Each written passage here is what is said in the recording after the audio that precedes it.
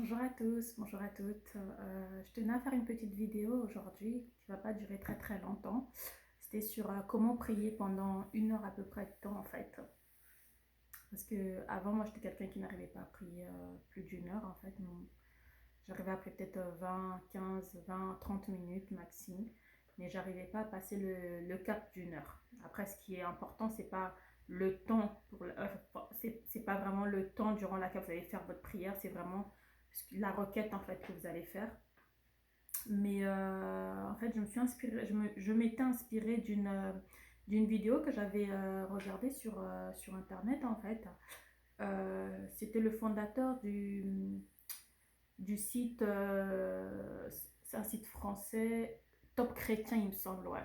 C'est lui que j'avais regardé une fois comme ça par hasard, qui donnait en fait des pistes sur comment prier, comment passer plus de temps en présence de Dieu, comment, comment être amené à faire une longue prière en fait et rester vraiment dans l'intimité avec Dieu. Donc moi ce que j'avais relevé en fait, et après j'ai fait un remix entre ce qu'il avait dit et j'ai rajouté des petites choses à moi en fait. Et après avoir testé cette prière en fait, enfin le cheminement en fait de cette prière, et je me suis rendu compte qu'à la fin en fait j'avais dépassé les 1 heure de temps qu'on parlait en fait dans la vidéo. Et j'ai été vraiment bénie et j'étais vraiment heureuse d'avoir passé vraiment 1 heure de temps avec Dieu. Alors, la première des choses que j'avais notées, c'était en fait, euh, il faut par exemple faire louer pendant 5 minutes par un chant. Alors, moi, ce qui m'arrive souvent, c'est que je mets souvent des chants que je trouve souvent sur YouTube, mais pas n'importe quel chant. Ça dépend où l'Esprit Saint veut m'emmener en fait.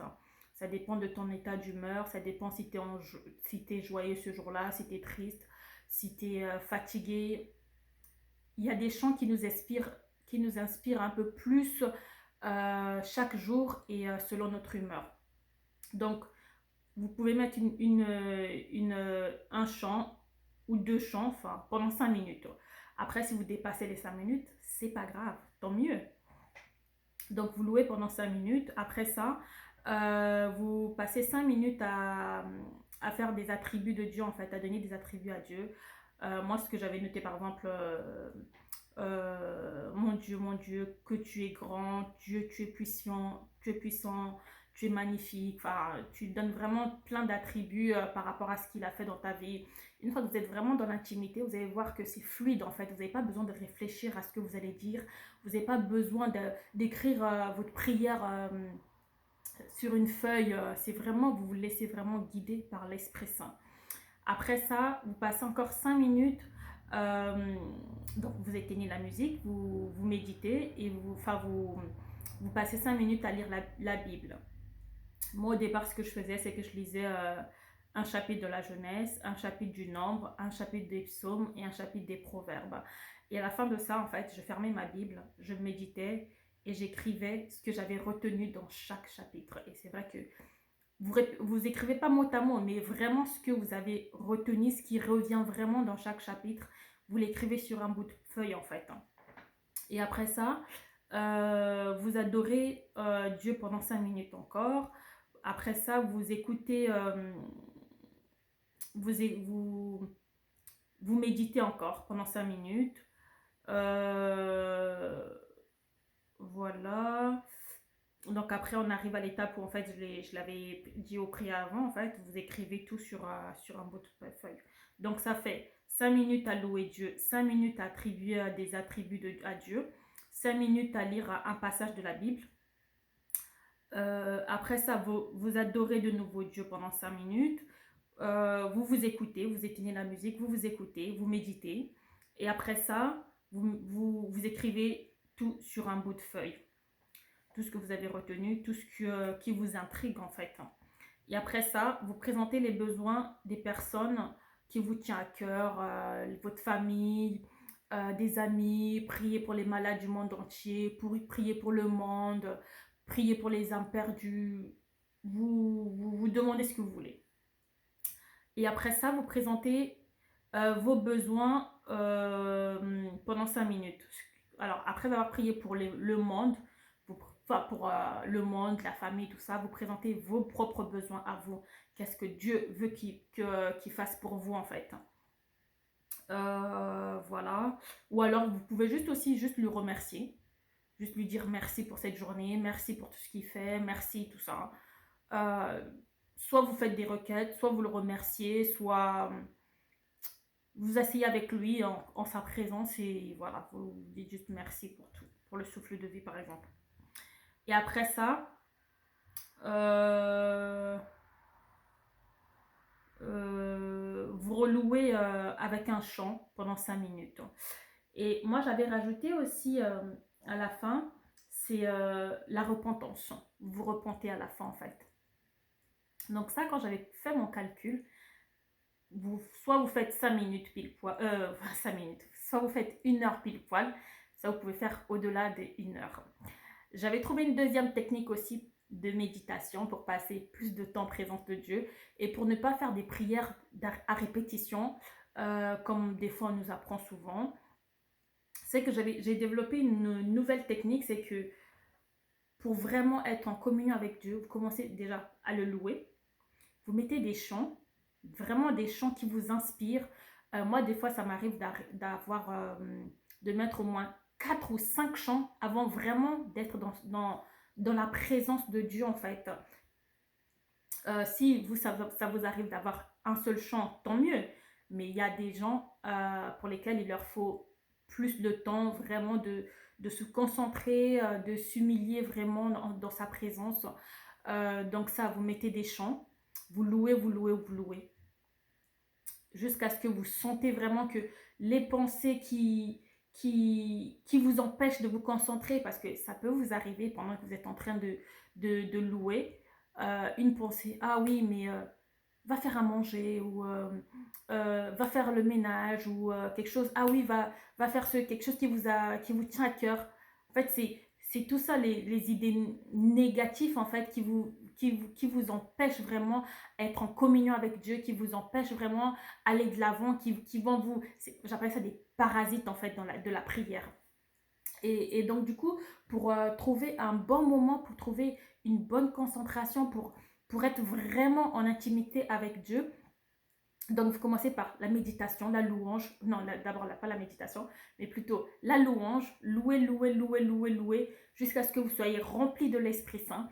Et après ça, vous rentrez progressivement dans l'intimité avec Dieu, en adorant, en le proclamant, en lui attribuant tous les attributs nécessaires qu'il le faut en fait pour le remercier des fois, pour le glorifier.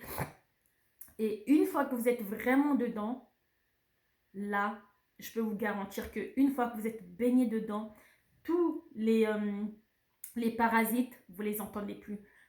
Là, c'est juste vous, en fait. Et moi, il m'arrive aussi, par exemple, je m'agenouille quand je prie, ou alors ça dépend de mon état dans lequel je vais être.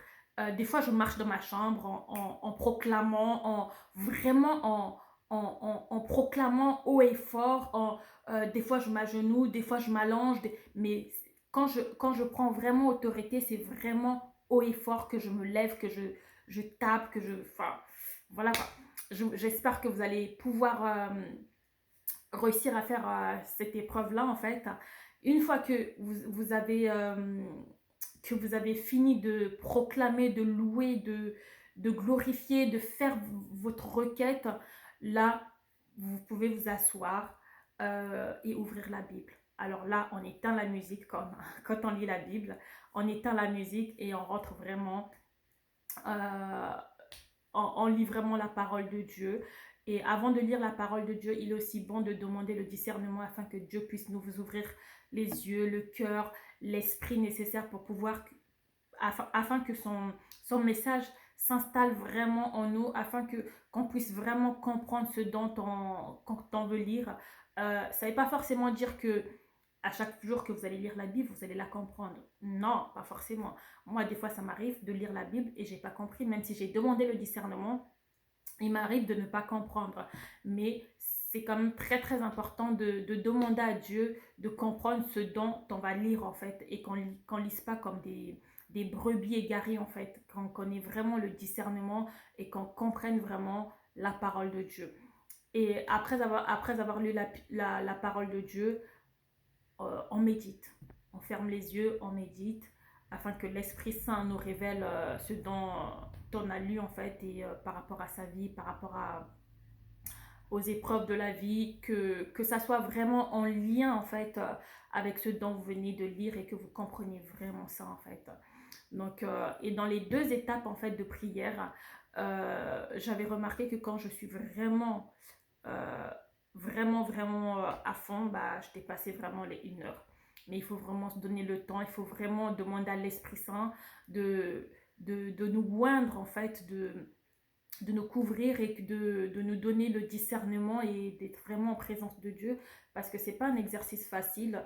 Je pense qu'il y a même des pasteurs aussi, je pense qu'il y a des périodes où ils prient et on n'est pas vraiment en communion avec Dieu, mais je vous souhaite de vivre cette épreuve-là.